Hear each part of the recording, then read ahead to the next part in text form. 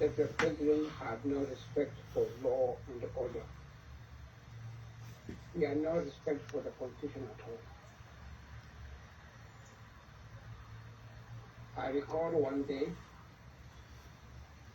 my home in Karen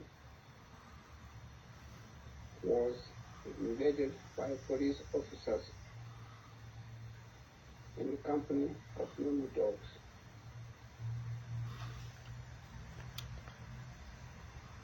In my home, there is a small wood or a small forest. Apparently, they had information that I had firearms in the small forest. I have never owned a firearm in my life at all.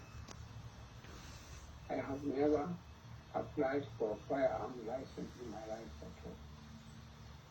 I was brought up in a religion or a faith that believed that killing people, shooting people is wrong. But still, these folks spend a lot of time looking for firearms in the compound when there were no firearms in the compound at all. There was another incident which demonstrated clearly abuse of law or legal process. One day I recall at about 6 o'clock, I was taking a bath and my wife knocked the door and told me that I was required urgently in the home of my neighbor, the home had been invaded by policemen. I tried to find out from the police officers. They were not able to tell me what was the problem. I spoke to my Nonjiki, and I got the impression that my Nonjiki's home was being searched because when he had come from overseas, he had gone to his constituency and made a statement that his people should not be harassed at all. And that's why policemen had been sent to his home in the wee hours of the night.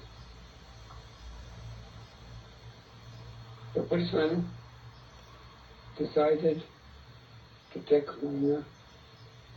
They put him in a Land Rover, and I decided to accompany him. They asked me to go back home and to dress. I told them that I was not going back to dress because I knew that they would drive off the miner if I went back to my home to dress.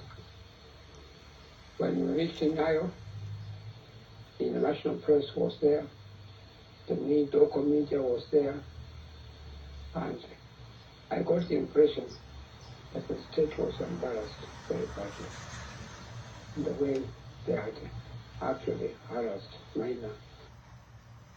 When Raila was detained, Ida came to see me. He asked me if I could go, I could agree to represent Raila in court. If we could make an application for Raila to be produced in court. I drafted an application. We filed the application before in the High Court. It was placed before a judge, an expatriate judge called David Porter. And we were treated very sharply in that court. We were treated very sharply. And I think Ida noticed that nobody wanted to hear us at all. David Porter then said that so far as he was concerned, Raila had been properly, detained, and he could not be produced before the court at all. And I recall when we were leaving the room, or the chambers of Judge Porter, Ida Bass started crying loudly. And I found myself also crying loudly. You know, it was just because of the treatment we had been given. It was not a very fair treatment at all. That was the time I thought we were treated very, very, very badly. There was another occasion again when we were treated badly. This was the case of Mwangi Stephen Mulesi.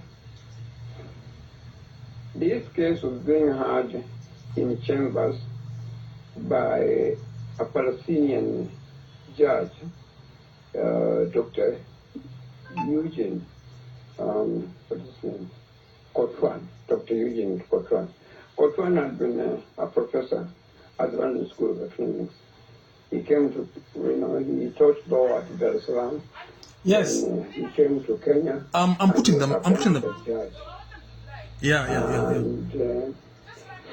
Yes. With the hearing of the case started, I was representing Mwangi Stephen Mulesi, my contemporary.